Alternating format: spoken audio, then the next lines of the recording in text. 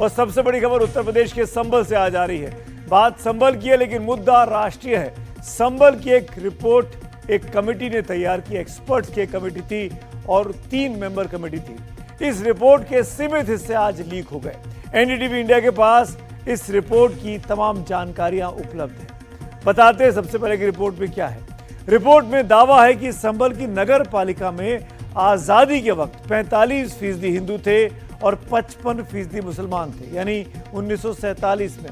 लेकिन आज 78 साल के बाद 2025 में ये हिंदुओं की संख्या घटकर महज 15% रह गई है और मुसलमान बढ़कर 85% हो गए। ये रिपोर्ट आज दोपहर यूपी के सीएम योगी आदित्यनाथ को सौंपी गई। ये रिपोर्ट क्या है, क्यों है, किसने तैयार की है, इसके भीतर क्या लिखा गया है, किस आधार पर डेमोग्राफिक चेंज के दावे किए जा रहे हैं, इन पर नजर रहेगी। संभल पर आई रिपोर्ट के बारे में बहुत चर्चा, इसे बहुत विस्फोटक भी कहा जा रहा है। राजनेता इस रिपोर्ट को लेकर बहुत शंका से भरे हुए हैं। उनका दावा है कि हिंदुत्ववादी राजनीति में गोधरा के बाद संभल दूसरा मोड़ साबित हो सकता है। कुछ विचारक कहते हैं कि संभल हिंदुत्व की नई प्रयोगशाला है। उनका कहना है कि आने वाले समय में जब डेमोग्राफी के मुद्दे पर राजनीतिक जंग तेज होगी तो संभल एक केस स्टडी की तरह इस्तेमाल होगा। संभल की रिपोर्ट का इस्तेमाल ये समझाने के लिए किया जाएगा कि अगर हिंदू जागरूक नहीं रहा तो देश का हाल संभल जैसा हो सकता है। लंबे वक्त से समाज और राजनीति में इस बात की चिंता है कि हिंदुओं की आबादी लगातार कम हो रही है।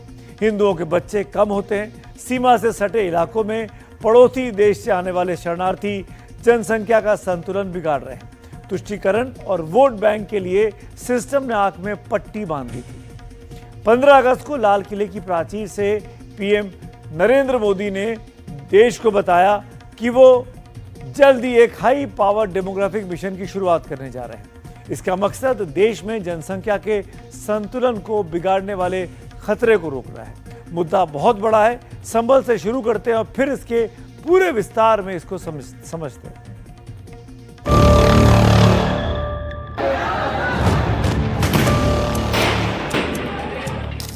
तस्वीर में यूपी के सीएम योगी आदित्यनाथ को संभल की रिपोर्ट सौंपी जा रही है।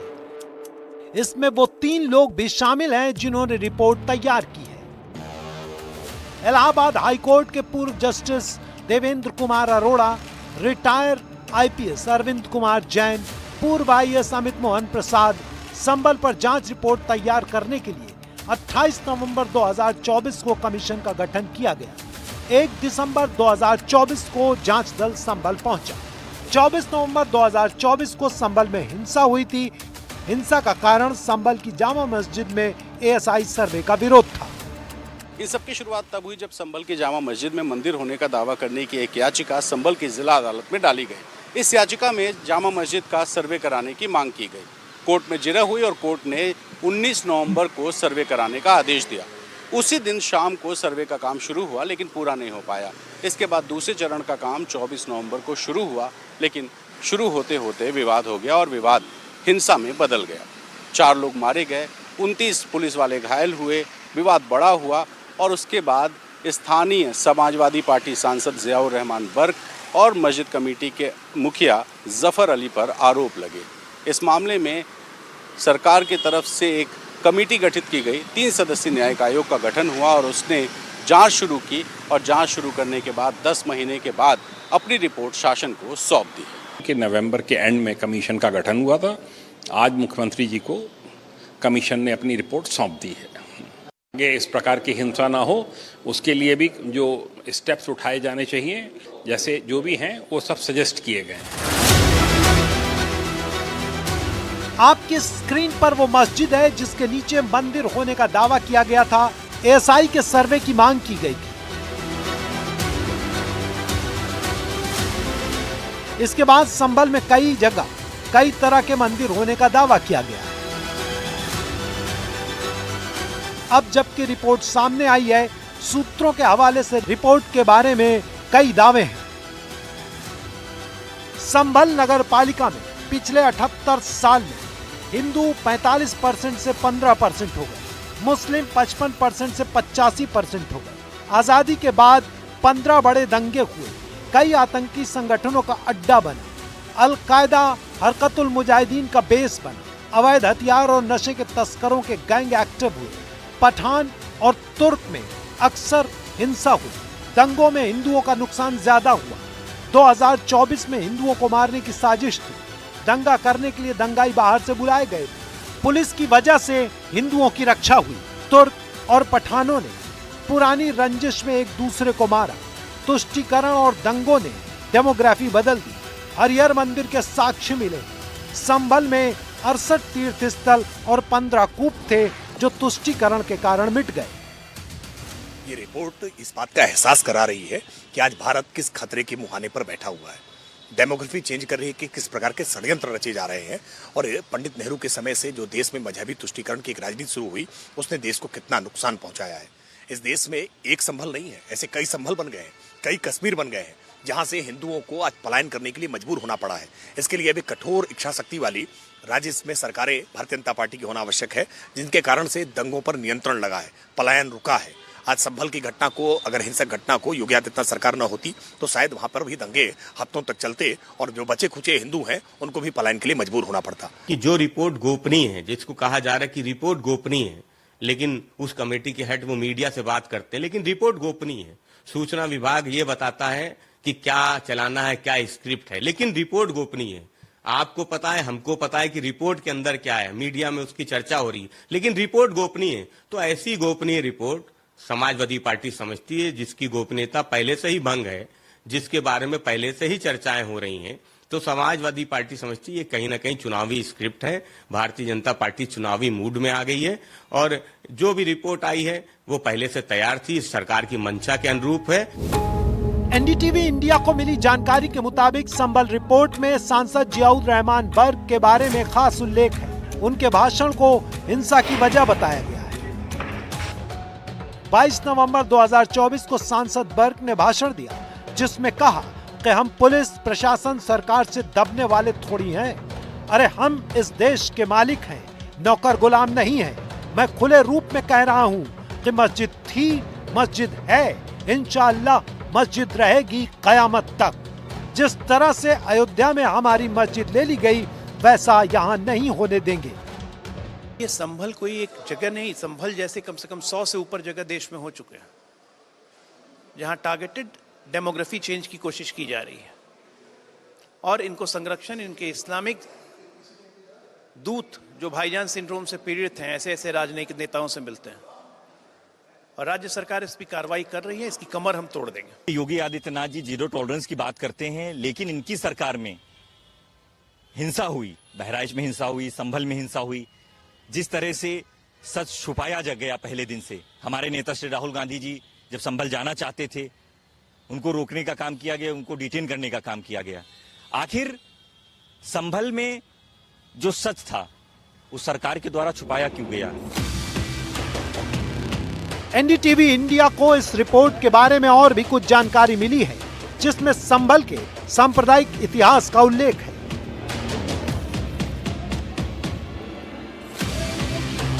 वर्ष 1947 संभल शहर के हिलाली सराय में जगदीश शरण की पकड़कर हत्या कर दी गई, जिसके बाद दंगा भड़का, कई हिंदुओं की जान गई।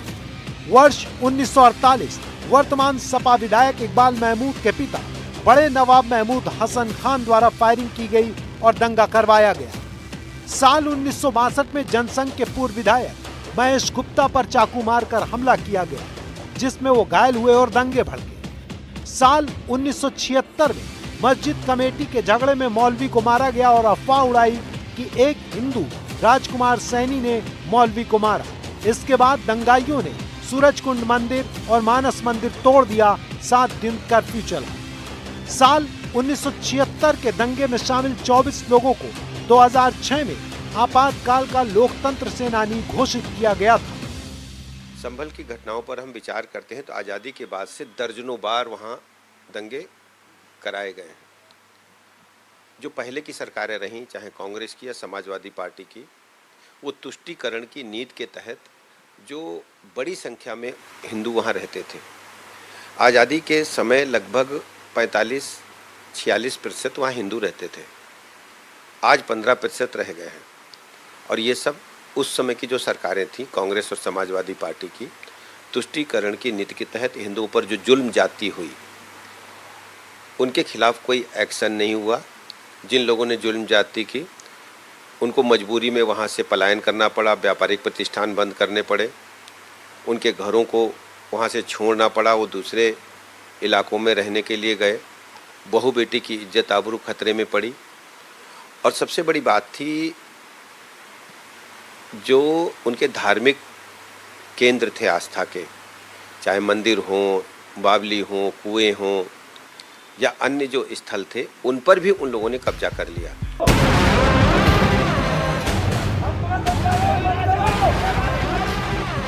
किसी एक जगह पर जनसंख्या का घटना या बढ़ना या फिर बदलना, इसके पीछे अक्सर एक डिजाइन या प्लान देखा जाता है। लेकिन सवाल यह है कि जब ये सब हो रहा होता है तो सरकारी एजेंसी कहां होती है?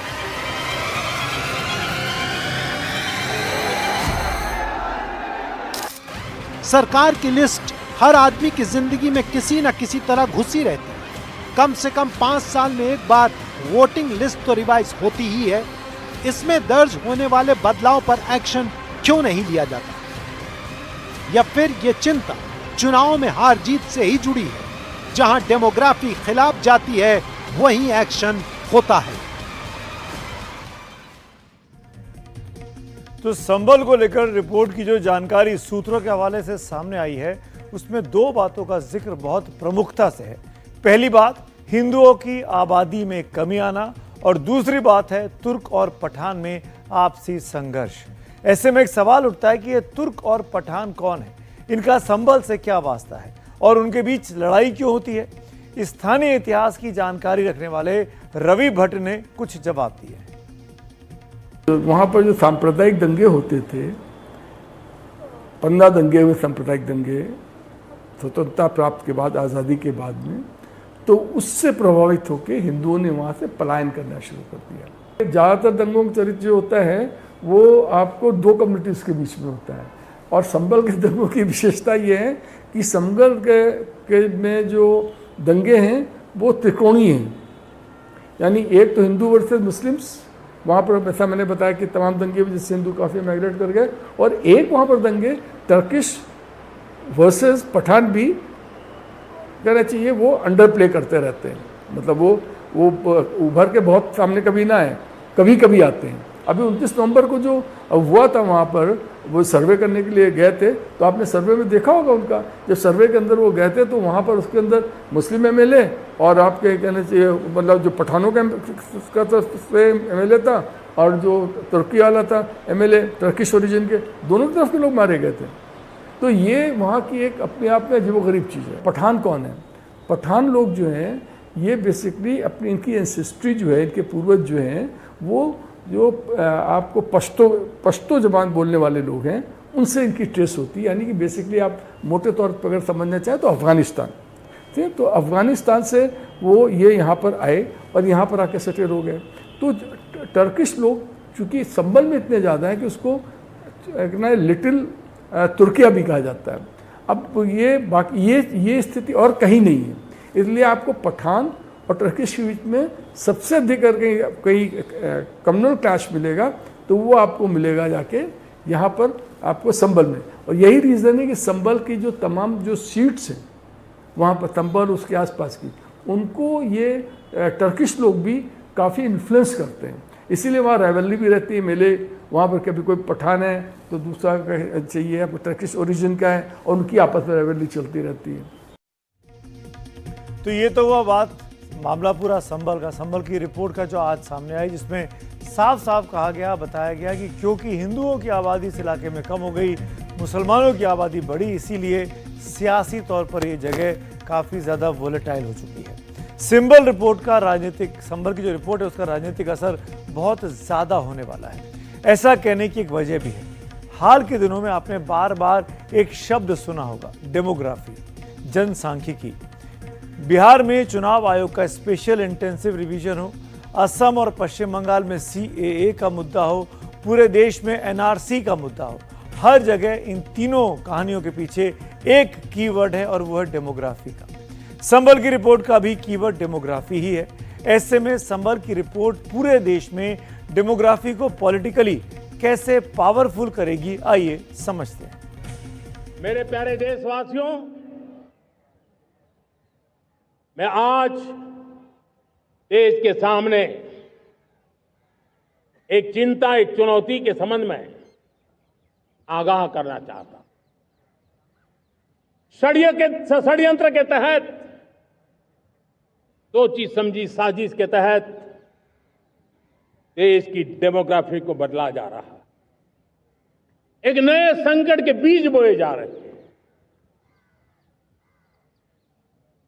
और ये घुसपैठिए मेरे देश के नौजवानों की रोजी रोटी छीन रहे हैं।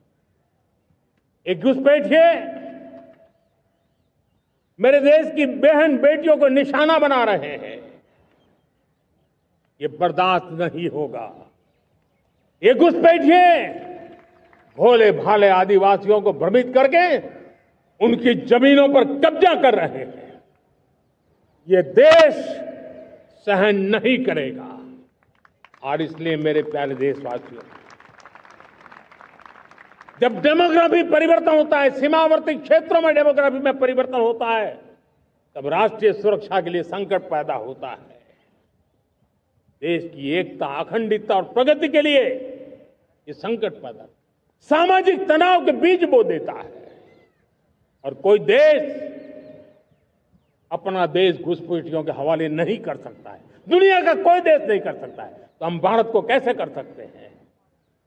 हमारे पूर्वजों ने त्याग और बलिदान से आजादी पाई है, हमें स्वतंत्र भारत दिया है। उन महापुरुषों के प्रति हमारा कर्तव्य है कि हम हमारे देश में ऐसी हरकतों को स्वीकार न करें। उनकी सच्ची श्रद्धांजलि होगी। और इसलिए मैं आज लाल किले की प्राचीर से कहना चाहता हूं, हमने एक हाई पावर्ड डेमोग्राफी मिशन शुरू करने का निर्णय किया है। ये मिशन, इस मिशन के द्वारा ये जो भीषण संकट नजर आ रहा है, भारत पे मंडरा रहा है जो संकट है, उसको निपटाने के लिए तय समय में सुविचारित, सुनिश्चित रूप से अपने कार्य को करेगा। उस दिशा में हम आगे बढ़ रहे हैं।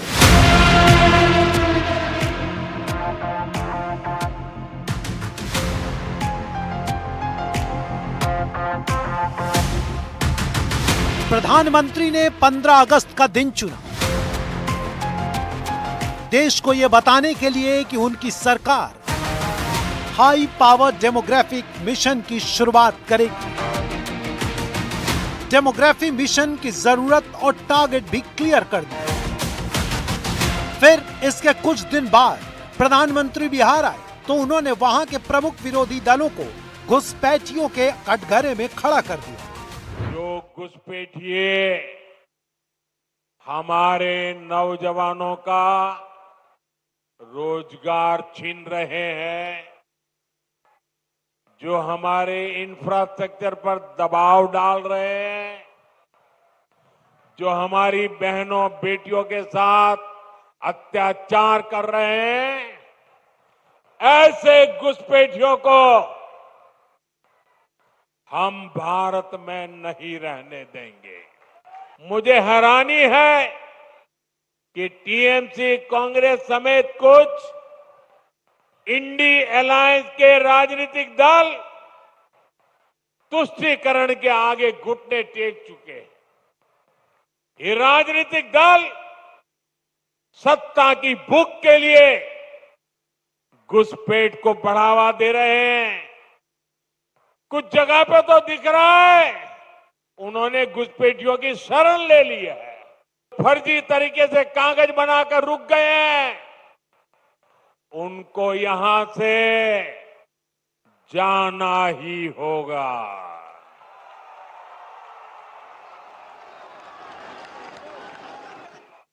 और ये काम ईमानदारी से पूरा हो सके, इसके लिए टीएमसी सरकार को भी यहां से जाना ही होगा। डेमोग्राफी में बदलाव बीजेपी की पॉलिटिक्स में बहुत महत्वपूर्ण और संवेदनशील मुद्दा है। बांग्लादेशी घुसपैठ और रोहिंग्या का मुद्दा वो लगातार उठाती है। हाल के दिनों में दिल्ली सहित देश के दूसरे हिस्से में जब अवैध बांग्लादेशियों की धरपकड़ शुरू हुई तो सरकार के इस कदम का राजनीतिक विरोध हुआ। मामला सुप्रीम कोर्ट तक पहुंचा, लेकिन सुप्रीम कोर्ट ने सरकार के कदम पर रोक लगाने से मना कर दिया था। पश्चिम बंगाल की मुख्यमंत्री ममता बनर्जी पर राजनीतिक आरोप है कि वो सरकार के एंटी घुसपैठ एक्शन को आधार बनाकर पश्चिम बंगाल में अपने लिए वोटों का ध्रुवीकरण करती है। They are targeting actual Bengal.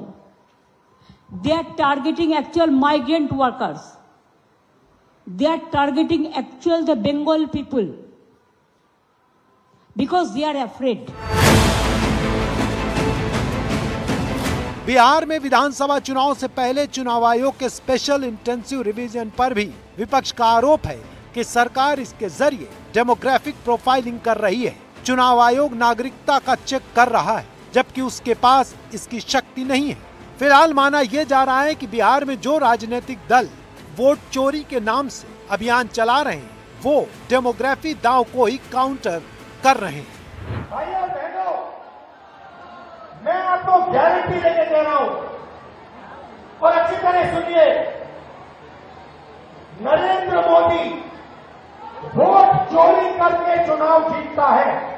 Raghopur की जनता जो विधानसभा से हम चुन करके आते हैं, कई लोगों को मृत्यु पा दिया गया है। जो लोग जीवित हैं उनको हम लोगों ने सुप्रीम कोर्ट भेजा, पेश किया कि इलेक्शन कमीशन कितनी बेईमानी कर रही है मोदी जी के इशारे पर।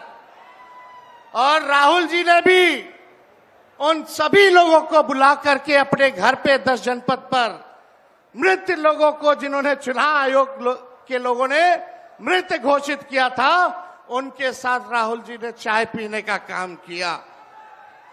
आप समझ सकते हैं कि आपके वोट की चोरी नहीं की जा रही है, बल्कि डकैती डाली जा रही है, डकैती डाली जा रही है।